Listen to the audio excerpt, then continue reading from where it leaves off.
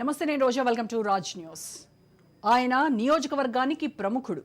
ఏమైనా చేస్తానంటాడు, ఏదైనా మాట్లాడుతా అంటాడు, ఎవరినైనా ఏమైనా తిడతానంటాడు.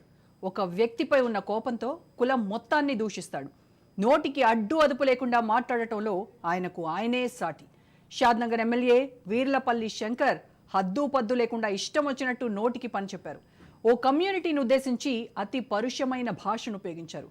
అది కూడా మాజీ ముఖ్యమంత్రిని ఉద్దేశించి ఆయన కమ్యూనిటీ మొత్తాన్ని టార్గెట్ చేస్తూ మాటల్లో చెప్పలేని విధంగా దుర్భాషలాడారు. ఒక కులంపై అతి హేయమైన లాంగ్వేజ్ను ప్రయోగించారు. ఆయన మాట్లాడిన మొత్తం మాటలు వింటే సభ్య సమాజం తల దించుకొని ఇలాంటి ఎమ్మెల్యేని ఎన్నుకున్నామా అంటూ గుండెలు బాదుకోవాల్సి వస్తుంది.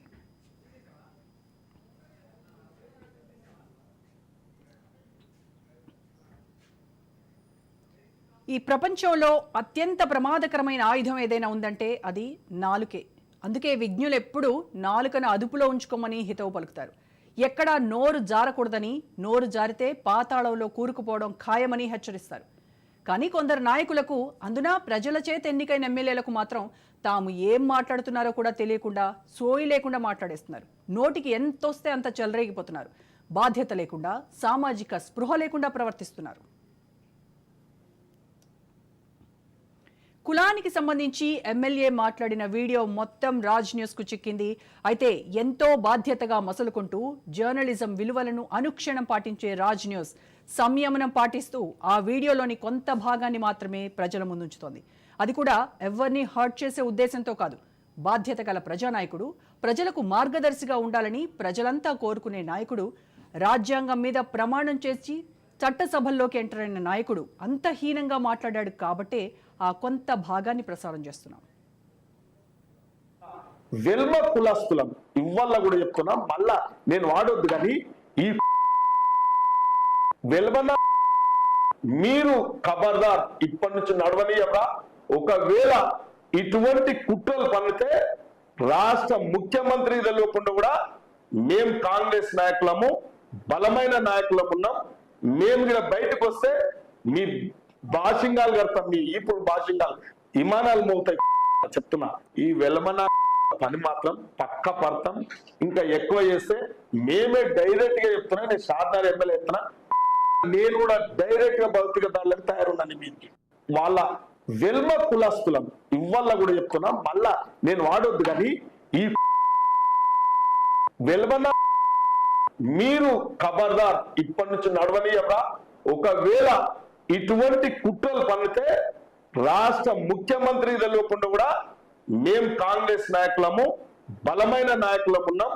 మేము కూడా బయటకు వస్తే మీ భాషింగాలు కడతాం, మీ ఇప్పుడు భాషింగాలు విమానాలు మోగుతాయి చెప్తున్నా. ఈ వెలమన పని మాత్రం పక్క పడతాం. ఇంకా ఎక్కువ చేస్తే మేమే డైరెక్ట్ గా చెప్తున్నా. నేను షాద్నగర్ ఎమ్మెల్యే చెప్తున్నా, నేను కూడా డైరెక్ట్ గా భౌతిక. నిజానికి ఎవరు ఏ కమ్యూనిటీ గురించి మాట్లాడినా అది చాలా సున్నితమైన అంశమే అవుతుంది. అందుకే ఏ కమ్యూనిటీ మీద ఎవరు మాట్లాడినా అది మనోభావాలు దెబ్బతీసే అంశంగానే సుప్రీంకోర్టు సైతం భావించింది. మనోభావాలు దెబ్బతీసేలాగా ఏ కమ్యూనిటీ గురించి కూడా మాట్లాడకూడదు అని కేంద్ర ప్రభుత్వం గైడ్ లైన్స్ పాస్ చేయడం గమనించాల్సినటువంటి అంశం.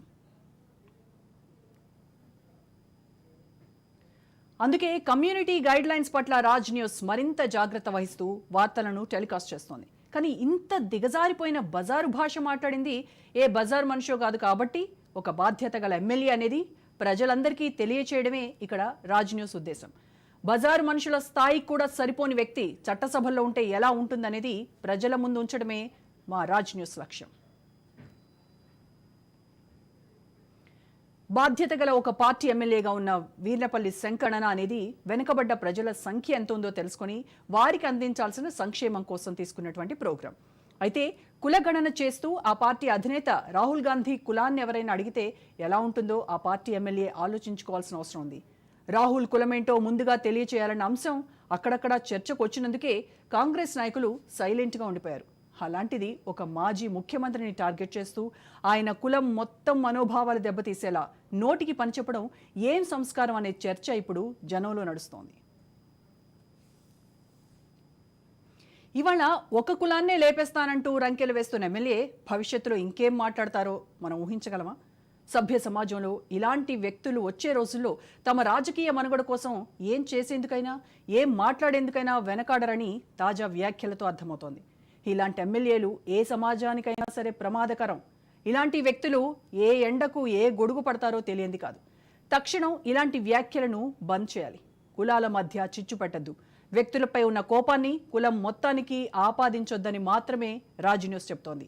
కేసీఆర్ పైన, ఆయన కుటుంబం పైన వ్యక్తిగతంగా ఈర్ష్య, ద్వేషాలున్నప్పుడు వారి గురించి మాట్లాడితే అందుకు అర్థం ఉంటుంది. కానీ ఒక కులాన్ని లక్ష్యం చేసుకుని మాట్లాడటం సబబా?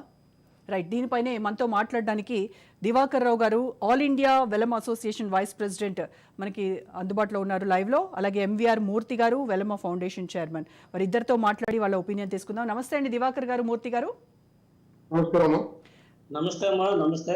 ఎస్, ముందుగా దివాకర్ గారు, దివాకర్ రావు గారు, ఈ శంకర్ మాట్లాడినటువంటి మాటను నిజంగా ఈరోజు సభ్య సమాజం తలదించుకోవాల్సినటువంటి దుస్థితి ఏంటంటే, మనం ఓట్లేసి మన నాయకుడు ఎలా ఉండాలి, ఏ రకంగా మనమే ఆయన ఫాలో అయ్యేలా ఉండాలి. కానీ ఆయన మాటలు వింటుంటే నిజంగా ఈ మధ్య కాలంలో నేనైతే ఎక్కడా కని విని ఎరుగినటువంటి భాష ఇది. మేమైతే చాలా జర్నలిజం వాల్యూస్ ఉన్నటువంటి ఛానల్గా కొంత భాగం మాత్రమే, అది కూడా బీప్ సౌండ్ చేస్తూ వేసాం, మొత్తం వీడియో అంతా టెలికాస్ట్ చేస్తాం.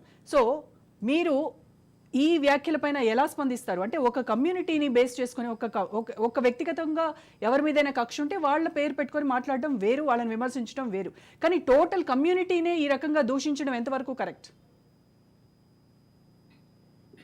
ముందుగా మీరు చేసిన వ్యాఖ్యలకు నేను